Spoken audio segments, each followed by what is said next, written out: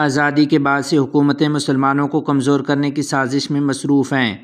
تفصیلات کے مطابق صدر جمعیت علماء ہند، صدر المدرسین دارالعلوم دیوبند مولانا سید ارشد مدنی صاحب دامت برکاتہم العالیہ نے ملک کے موجودہ سیاسی اور سماجی حالات پر سخت تشویش کا اظہار کرتے ہوئے کہا کہ مسلمانوں کے ایک دو مسائل ہوں تو انہیں بیان کیا جائے، یہاں تو مسائل کا ایک انبار ہے۔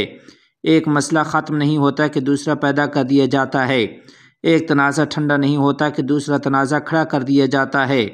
انہوں نے کہا کہ ہر چہار جانب سے مسلمانوں پر حملے ہو رہے ہیں اور یہ سب کچھ منصوبہ بند طریقہ سے ہو رہا ہے۔ ایسا لگتا ہے کہ ہندو مسلمان کرنے کے علاوہ حکومت اور فرقہ پرستوں کے پاس کوئی دوسرا ایشو ہی نہیں رہ گیا۔ اس وقت ملک کے حالات جس قدر تشویشناک ہیں اس کی ماضی میں نظیر نہیں ملتی۔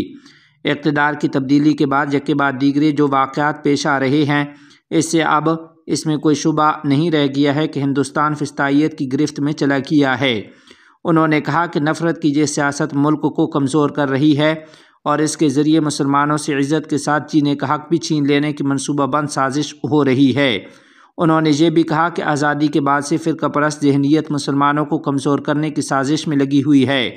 حکومتیں چاہتی ہیں کہ مسلمانوں کے پیروں تلوں سے زمین چھین لی جائے اور آئین ہند میں اقلیتوں کو جینے کا جو دستوری حق دیا گیا ہے اس کو بھی چھین لینے کی ناپاک سازش ہو رہی ہے۔ بڑی حد تک وہ اس میں کامیاب بھی ہو گئے ہیں۔ مسلمانوں کے حوصلوں کو پست کر دینے کی کوشش کی جا رہی ہے اور فرقہ پرست طاقتیں اسلام اور مسلمان دونوں کو مٹانے کے درپے ہیں، مگر شاید وہ نہیں جانتے کہ اسلام کا یہ چراغ کبھی بجھنے والا نہیں ہے۔ انشاءاللہ تاریخ گواہ ہے کہ جنہوں نے اسے بجھانے کی کوشش کی وہ خود مٹ گئے۔ مولانا سید ارشد مدنی صاحب دامت برکاتہم نے کہا کہ امریکی صدر کی مخالفت کے باوجود نیو یارک کا میئر زہران ممدانی ہو سکتا ہے، لندن کا میئر ایک خان ہو سکتا ہے، لیکن ہندوستان کا مسلمان کسی اپنی بنائی ہوئی یونیورسٹی کا چانسلر بھی نہیں بن سکتا، اور اگر بن بھی گیا تو اعظم خان، اقبال اور جاوید کی طرح جیل میں ہوگا، کیونکہ فرقہ پرست طاقت کسی مسلمان کی ترقی برداشت نہیں کر سکتی۔ اس کی وجہ وہ نفرت اور تعصب ہے جو لوگوں کے ذہنوں میں بھر دیا گیا ہے۔ انہوں نے انتہائی صاف گوئی سے کہا کہ الفلاح یونیورسٹی کے خلاف ہوئی کارروائی تعلیم پر حملہ نہیں بلکہ یہ مسلم اداروں کو خوفزدہ کرنے کی سیاست ہے۔ کوئی اسکول ہو یا کوئی مسلم ادارہ، سرکار اس پر ایسے ٹوٹ پڑتی ہے جیسے وہ ملک کے لیے خطرہ ہو۔ مولانا سید ارشد مدنی صاحب نے کہا کہ جب بھی کوئی ناخوشگوار واقعہ ہوتا ہے تو سوچے سمجھے بغیر ملک کا بے لگام اور متعصب میڈیا مسلمانوں کو بدنام کرنے کی مہم پر لگ جاتا ہے۔ کسی اور ملک میں ایسا نہیں ہوتا کہ قانونی اور عدالتی کارروائی کے بغیر کسی کو مجرم قرار دے دیا جائے، لیکن ہمارے ملک میں اب کی مذموم روایت بن چکی ہے۔ کسی عدالتی کارروائی کے بغیر ایک پوری قوم کو مجرموں کے کٹہرے میں کھڑا کر دیا جاتا ہے۔ انہوں نے کہا کہ ہم ہر طرح کی دہشت گردی کے خلاف ہیں۔ اسلام ہی نہیں دنیا کا کوئی مذہب ناحق کسی کو قتل کرنے کی اجازت نہیں دیتا، مگر المناک پہلو تو یہی ہے کہ دہشت گردی کو ایک خاص مذہب سے جوڑ دیا گیا ہے۔ اس طرح کے معاملوں میں جس طرح میڈیا ٹرائل ہوتا ہے وہ ایک مخصوص فرقہ کے خلاف نفرت پھیلانے کا خطرناک کھیل ہے۔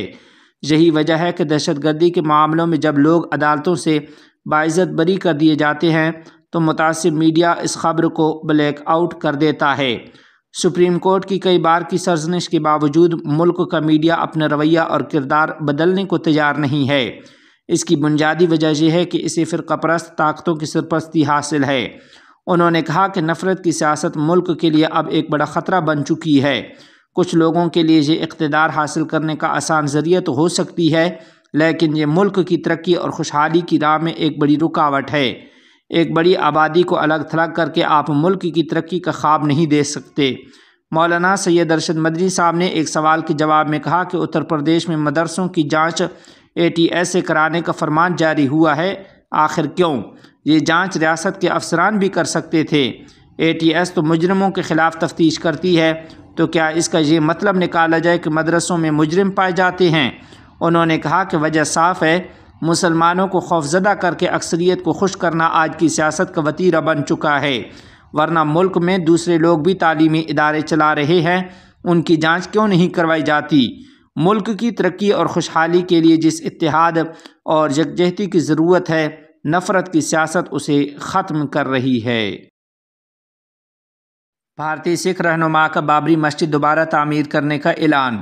تفصیلات کے مطابق خالستان تحریک اور سکھ فار جسٹس سے وابستہ رہنما گرپتونت سنگھ پنو نے ایک ویڈیو بیان میں دعویٰ کیا ہے کہ خالستان کی آزادی کے بعد ایودھیا میں رام مندر کی جگہ دوبارہ بابری مسجد تعمیر کی جائے گی۔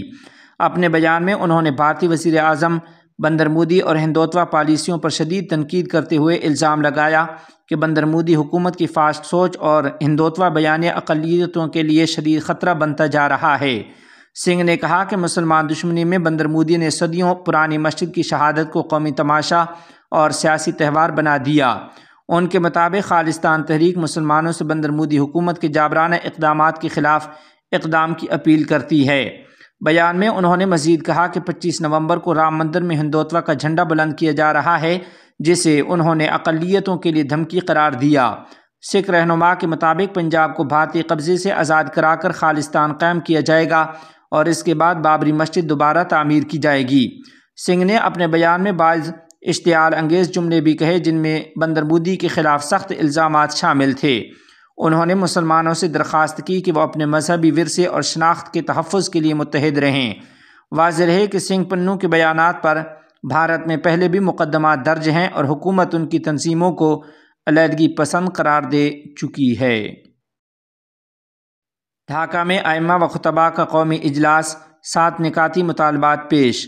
تفصیلات کے مطابق دارالحکومت ڈھاکہ میں پہلی بار ملک بھر کے ائمہ و خطباء کا بڑا اجتماع بعنوان قومی امام خطیب کانفرنس 2025 چین بنگلہ دیش فرینڈشپ کنونشن ہال میں منعقد ہوا۔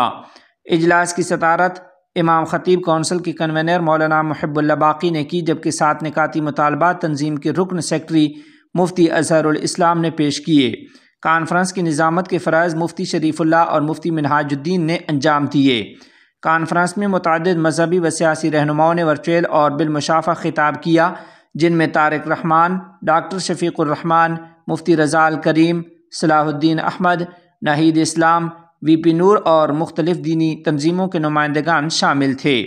اسی طرح ملک کے ممتاز علماء کرام اور خطباء نے بھی اپنے خطاب میں ائمہ کے مسائل، ریاستی ذمہ داریوں اور سماجی کردار پر گفتگو کی ہے۔ کانفرنس میں پیش کیے گئے اہم مطالبات میں سے چند ایک درج ذیل ہیں: ریاستی امور میں اسلامی شریعت کو بنیادی اہمیت دینا اور تمام مذاہب کے حقوق کا تحفظ، ضلعی و مقامی انتظامی کمیٹیوں میں ائمہ خطباء کی شمولیت، مساجد و مدارس کی بجلی بل کو ڈی ٹیرف میں لانا اور پانی کے بل میں 50% رعایت، ائمہ خطباء، مؤذنین و خدام کے لیے سروس رول کی تشکیل اور مسجد کمیٹیوں میں امام کا بطور جنرل سیکرٹری کردار، بلا جواز گرفتاریوں اور ہراسانی پر پابندی، مستند علماء کو سرکاری مساجد، تعلیمی اداروں اور نکاح رجسٹرار کی تقرری میں ترجیح، اوقاف قوانین اور قومی نصاب میں شرعی رہنمائی کے مطابق اصلاحات اور نصاب سازی کمیٹیوں میں علماء کی شمولیت۔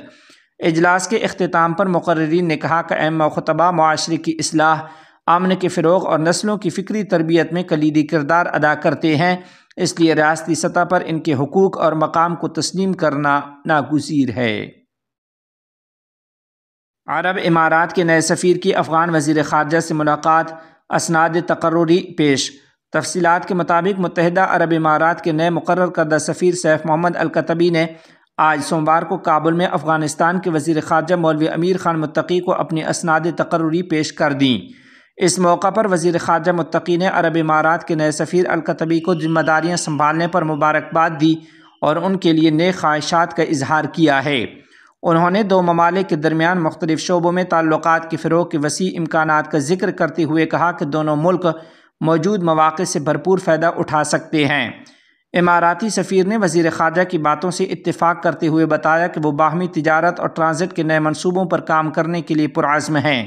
انہوں نے افغان تاجروں کے لیے ویزا اجرائی کے عمل کو مزید مؤثر اور آسان بنانے کا بھی عندیہ دیا تاکہ افغانستان اور متحدہ عرب امارات کے درمیان اقتصادی تعلقات مزید مضبوط ہو سکیں۔